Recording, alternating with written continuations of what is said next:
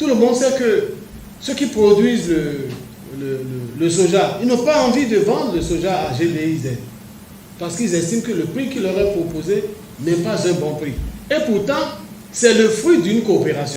L'un des nôtres, je crois que c'est l'honorable Henri Banco, a montré que dans les États asiatiques, la coopération a quand même permis quelque chose.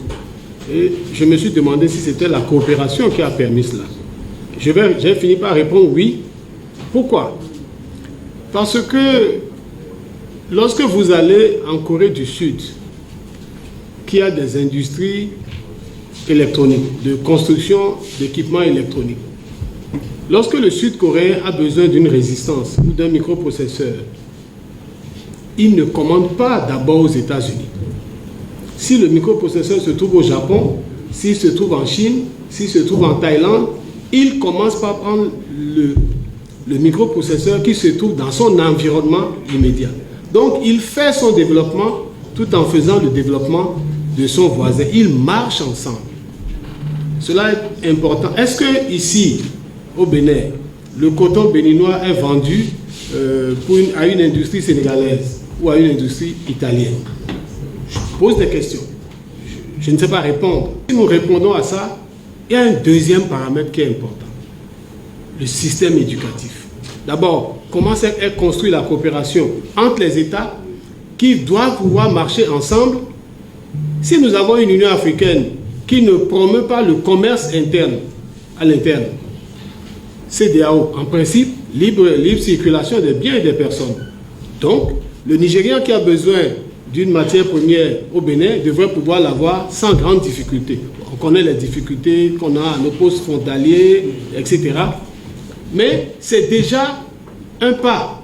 C'est pour ça que la question de l'AES, tout en étant une préoccupation importante, de savoir se prendre en charge, se pose à nous la question de savoir comment on fait pour avoir un environnement économique de solidarité et de construction économique plus grand. Si l'AES est perçu comme le resserrement de quelques États qui rejettent la France, nous aurions échoué. Mais si c'est perçu comme un resserrement de gens qui veulent redéfinir les relations entre l'Occident et nous, et donc qui vont convaincre les autres voisins d'aller dans la même démarche ou de marcher avec les autres voisins en redéfinissant des règles où nous sommes pris en compte, où nous-mêmes nous savons que si j'ai de l'énergie, je partage mon énergie avec l'autre. Je construis mon pipeline et je ne viens pas mettre des gens pour empêcher le pétrole de l'autre de sortir, etc. Donc je crée les conditions pour une coopération facile. J'ai posé tout à l'heure une question à mon collègue. Pourquoi avoir choisi de mettre la coopération au ministère des Finances? Et nos frères de la sécurité ont répondu à ma question. Parce que doit-on résumer la coopération aux questions financières? Je ne suis pas sûr. Parce que sur les questions financières, c'est une question d'intérêt, je le répète. Les autres ne viennent pas à vous parce qu'ils veulent vous faire de cadeaux. Par contre, le vivre ensemble nous impose de partager un certain nombre de règles, dont les règles liées à la sécurité. Cela est important. Dont les règles liées aux libertés. Si on me vole ici, on fuit pour aller se réfugier dans un autre pays. Si on tue ici, on fuit pour aller se réfugier dans un autre pays. Ça ne me sert pas. D'où, je trouve la pertinence de Interpol. Bon, pas des gens qui vont kidnapper au Togo. Je parle d'Interpol. La coopération internationale n'entraînera pas le développement de l'Afrique. C'est à deux niveaux. Ce qu'on appelle les basic needs, c'est-à-dire les besoins de base. Eau potable, santé, quelques infrastructures minimales de déplacement et consorts, c'est-à-dire de quoi mettre en place un dispositif au moins pour poursuivre une certaine exploitation. Le second volet, c'est la lutte contre la pauvreté. Vous ne verrez aucun programme de coopération internationale au développement ayant pour thématique l'industrialisation de l'Afrique.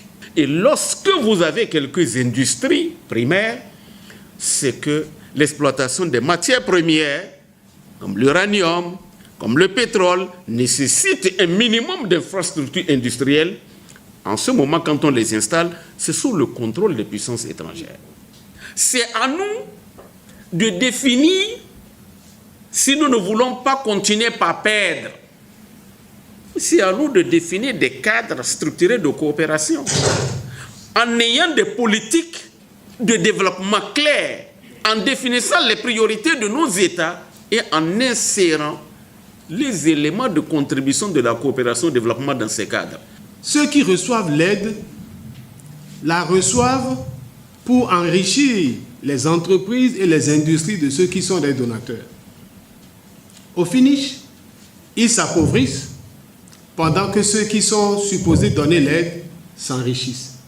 Les problèmes qui se posent sont liés à la nature des relations commerciales, économiques, diplomatiques que nous avons eues avec les États comme la France, qui vous envoient de l'aide, qui vous impose ces entreprises, qui vous impose d'acheter dans ces industries, ou qui vient acheter vos matières premières sans que vous ayez la possibilité de jouir de ces matières premières. Du seul fait qu'ils cherchent à parler avec l'Afrique, c'est qu'ils ont un intérêt en Afrique. Seulement. Et donc, il s'agit pour nous, Africains, de définir nos intérêts et de savoir qu'est-ce que nous discutons avec eux. Si nous-mêmes, nous ne renforçons pas le cadre de coopération, de collaboration, de coopération interne pour faire de nos institutions régionales et sous-régionales des institutions fortes, cohérentes, si nous ne le faisons pas, qu'allons-nous discuter avec les autres? Nous sommes dans un monde d'interdépendance. Et nécessairement, l'Afrique doit s'insérer dans ces volets coopératifs, tout ce que vous savez, à mon sens. Mais il faudrait que l'Afrique aussi garde une certaine réserve et établisse justement des stratégies opérationnelles qui l'aident à définir les intentions de ces structurations liées à la coopération internationale. C'est pourquoi moi, je milite pour des experts qui sachent en réalité ce qu'il faut faire pour pouvoir désamorcer ces structurations liées à la coopération internationale. Nous gagnons quelque chose parce que il y a certains économistes qui disent par exemple que dans la sous-région, en tout cas toutes les formes de coopération qu'on a en Afrique, ont procédé par une certaine imitation de ce qu'on a observé en Europe, mais en tenant compte du contexte dans lequel nous nous trouvons. Et c'est ça qui fait d'ailleurs que depuis quelque temps, on n'arrive pas à émerger économiquement. Il y a quand même des scientifiques qui révèlent que l'option que nous gardons par rapport à la coopération internationale n'est pas la bonne.